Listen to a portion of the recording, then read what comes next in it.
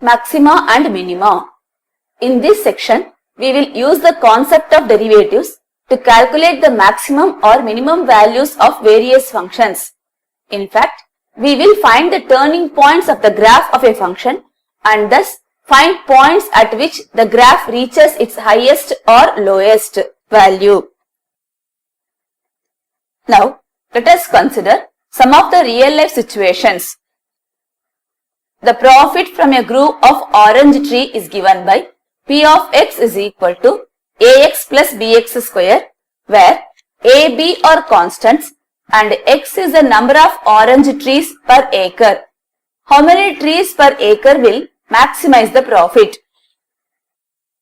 A ball thrown into the air from the building 60 meters high travels along a path given by h of x is equal to 60 plus x minus x square by 60, where x is the horizontal distance from the building and h of x is the height of the ball. What is the maximum height the ball will reach? A helicopter of enemy is flying along the path given by the curve f of x is equal to x square plus 7. A soldier placed at the point 1, 2 wants to shoot the helicopter when it is nearest to him. What is the nearest distance? In each of the discussed example, we wish to find out the maximum or minimum values of the given functions. In order to solve such problems, we first formally define maximum or minimum values of a function, points of local maxima and minima, and test for determining such points. Definition. Let f be a function defined on an interval I. Then f is said to have a maximum value in I if there exists a point c in I such that f of c is greater than f of x for all x belongs to I. The number f of c is called the maximum value of f in I and the point c is called a point of maximum value of f in I. F is said to have a minimum value in I if there exists a point c in I such that f of c is less than f of x for all x belongs to I. The number f of c in this case is called the minimum value of f in I and the point c in this case is called a point of minimum value of f in I. F is said to have an extreme value in I if there exists a point c in I such that f of c is either a maximum value or a minimum value of f in I. The number f of c in this case is called an extreme value of f in I and the point c is called an extreme point. Example. Find the maximum and the minimum values, if any, of the function f given by f of x is equal to minus x square for all x belongs to real numbers. Solution. From the graph of the given function, we have f of x is equal to 0 if x is equal to 0. Also, f of x is less than or equal to 0 for all x belongs to R. Therefore, the maximum value of f is 0 and the point of maximum value of f is x is equal to 0. Further, it may be observed from the graph of the function that f has no minimum value and hence no point of minimum value of f in R. Now, let us find the maximum and minimum values, if any, of the function given by f of x is equal to x, where x belongs to the open interval 0, 1. The given function is an increasing function in the given interval 0, 1. From the graph of the function f, it seems that it should have the minimum value at a point closest to 0 on its right and the maximum value at a point closest to 1 on its left. It is not possible to locate such points. In fact, if a point x1 is closest to 0, then we can find x1 by 2 which is less than x1 for all x1 belongs to open interval 0, 1. Similarly, if x2 is closest to 1, then x2 plus 1 by 2, which is greater than x2, for all x2 belongs to 0, 1. Therefore, the given function has neither the maximum value nor the minimum value in the open interval 0, 1. But if we include the points 0 and 1 in the domain of f, that is, if we extend the domain of f to closed interval 0, 1, then the function f has minimum value 0 at x is equal to 0 and maximum value 1 at x is equal to 1. So, we can say every continuous function on a closed interval has a maximum and a minimum value. Now, let us examine the graph of this given function. We observe that at points A, B, C and D on the graph, the function changes its nature from decreasing to increasing or vice versa. These points may be called turning points of the given function.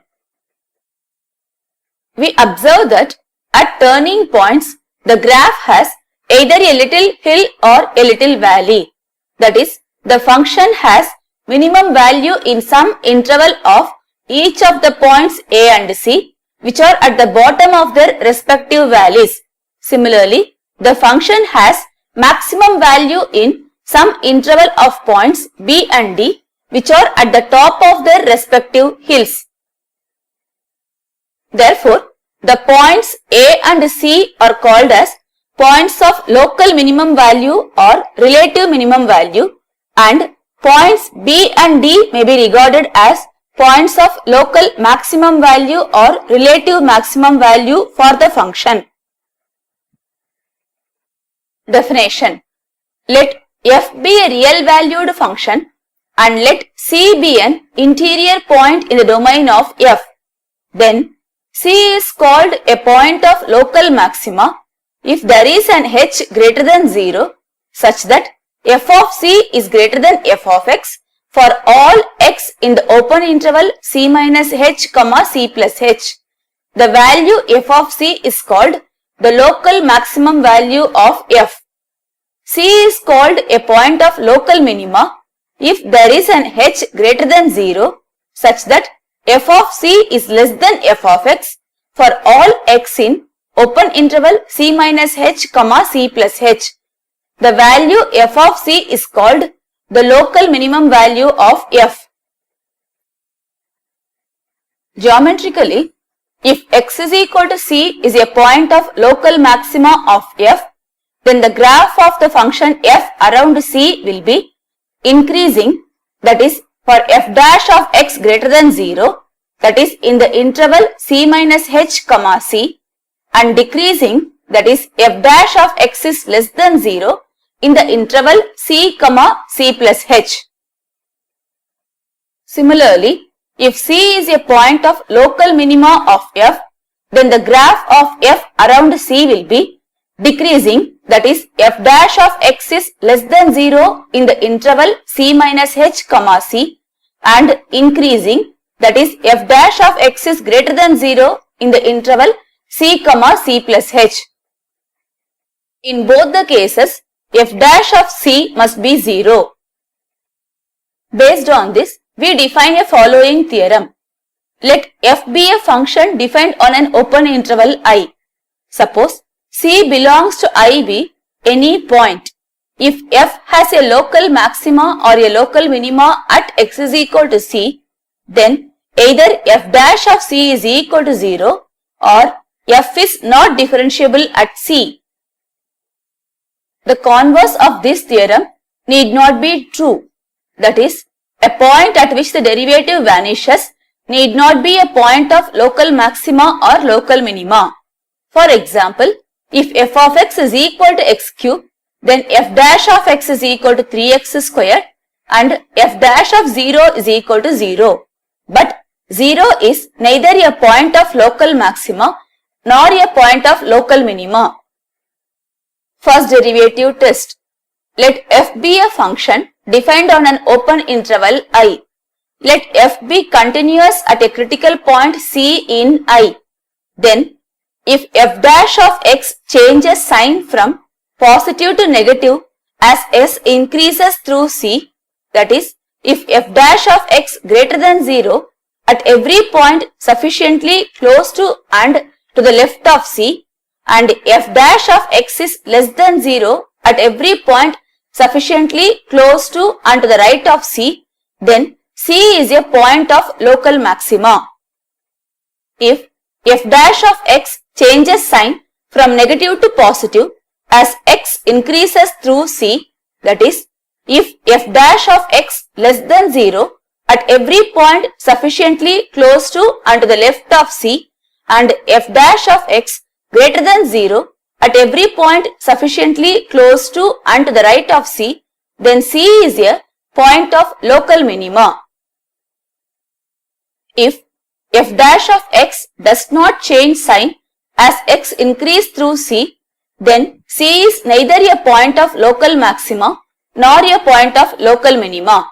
In fact, such a point is called point of inflection. Second derivative test. Let f be a function defined on an interval I and C belongs to I. Let f be 2 times differentiable at C. Then x is equal to C is a point of local maxima if f dash of C is equal to 0 and f double dash of C is less than 0. The value f of C is local maximum value of f. X is equal to C is a point of local minima if f dash of C is equal to 0 and f double dash of C greater than 0. In this case, f of C is local minimum value of f. The test fails if f dash of C is equal to 0 and f double dash of C is equal to 0. In this case, we go back to the first derivative test and find whether C is a point of local maxima, local minima or a point of inflection.